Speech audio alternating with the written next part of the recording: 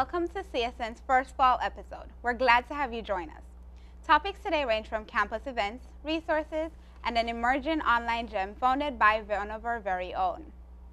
As community college students, the prospect of transferring lurks in our mind almost constantly, especially when those last few courses are left to complete that associate's degree. It is for this reason that prior research in these four-year universities need to be done to ensure you select the perfect fit for yourself. Along with personal research and advising from your program coordinator, a great way to do this is through transfer fairs.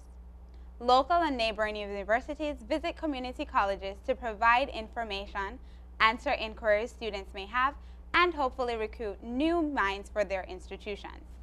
Here at Capitol, our very own transfer fair kicks off on Thursday, October 15th at 10 a.m. to 1 p.m. in the Sentinel Hill Hall on the 11th floor. Learn about admissions requirements, university options, and measures to take prior to enrollment. Individual campus visits are also scheduled to take place in the lobby in front of the elevators on the 7th floor. Dates to be mindful of this month are October 1st, Trinity College at 10 a.m. to 1 p.m. on the 7th floor. On October 5th, Fashion Institute of Design and Merchandising stops by 4 to 7 p.m. in the lobby.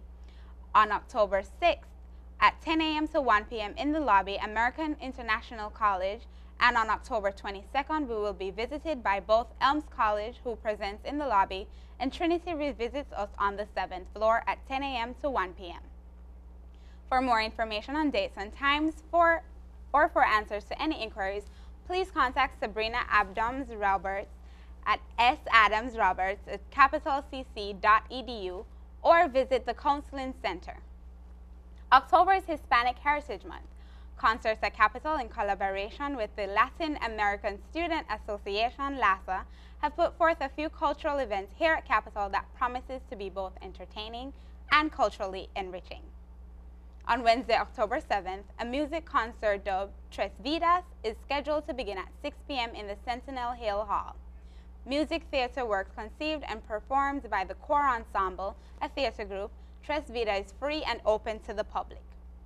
Experience the tales of three remarkable women, Frida Kahlo, Rufina Amaya, and Alfonsina Storni. A post-concert reception sponsored by the Latin American Student Association will provide an assortment of Latin cuisine. For a preview of the performance, visit the link shown on the screen. For more information of the event, contact Dr. Arthur Hernandez, Capitol's music coordinator at ahernandez@capitalcc.edu. A film showcasing and discussion of Frida Kahlo is to follow on October 8th and Tuesday, October 13th in Classroom 403. The film Frida Kahlo is based on the life of the most acclaimed painters in Mexican history, Frida Kahlo and her husband, Diego Rivera. It showcases a tempestuous love affair as well as landmark journeys to the United States and outrageous personalities which plummeted the duo to the top. Humans of New York was started in the summer of 2010 by New York photographer Brandon Stanton. Humans of New York is a blog showcasing the people that live in New York City. Stanton listens to subjects' short stories and posts photos of them on the Humans of New York blog. The About section of the blog states, Humans of New York now provides a worldwide audience and a daily glimpse into the lives of strangers in New York City. Since Humans of New York started, many derivatives have been made. For example, East Hartford resident and photographer Nick Sina started Humans of Hartford. Humans of Hartford has a Facebook page and is updated often with new content, as you might recognize. Capitol students, alumni, faculty, and staff can see their own Humans of, titled Humans of Capitol. CSN correspondent Dylan McGugan recently interviewed the creator and photographer Marlene Mora, who started Humans of New York Facebook page. In the interview, Dylan asked Marlene about the passion of photography. She said, "Photography is one of my biggest passions and is a good way to express a vision of others." When asked about her motivation of starting Humans of Capitol, Marlene said, "Since we have very diverse student population, it would be a good idea to share their stories." If a student, faculty, or alumni would like to be featured on Emma's or Marlene's Facebook page, email humansofcapital@gmail.com. Thanks for tuning in with us. Now here's Justice with our Women on the Street segment. My name is Justice Conaway, and I'm reporting from Man on the Street. Our topic of today is social media and dating, and our question of today is, how does social media affect your views about dating? Good question. It's interesting for me because I'm married now, so it doesn't apply to me so much, but I can give you two thoughts that come to mind. One is, I see all my married friends, all the babies that are coming and all the anniversaries and whatnot, and it gives me something nice to look forward to because I just got married, right? Congratulations. Thank you. I feel like social media affects the honesty of dating sometimes. It doesn't really affect my view on relationships, but I feel as though social networks downplay what relationships really are. Like, people see these nice pictures and like girls getting all these gifts and stuff, and they say, "Oh, I want this," but to me, it's like that's not what a relationship is. So. Okay, social media sometimes help positively, sometimes not, because younger use many times to internet.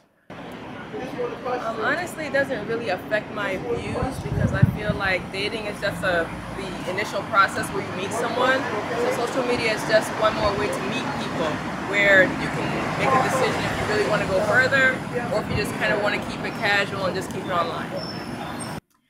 Well, I kind of think social media has its pros and cons when it comes to dating. I think in one respect, it makes it certainly more efficient to meet people. I think if you're shy, it's probably a good way to reach out to someone. You might not have done that in the past if you had to actually ask someone out on a date. And then the other thing that comes to mind as it relates to some of the younger people, my nieces and nephews and cousins who are still coming up, maybe they're not married yet, you see some nice photos or posts about how they're doing, and then you see some that maybe aren't so nice. And sometimes they share a lot, and they tell some of the things that aren't so great about what's going on in the relationship.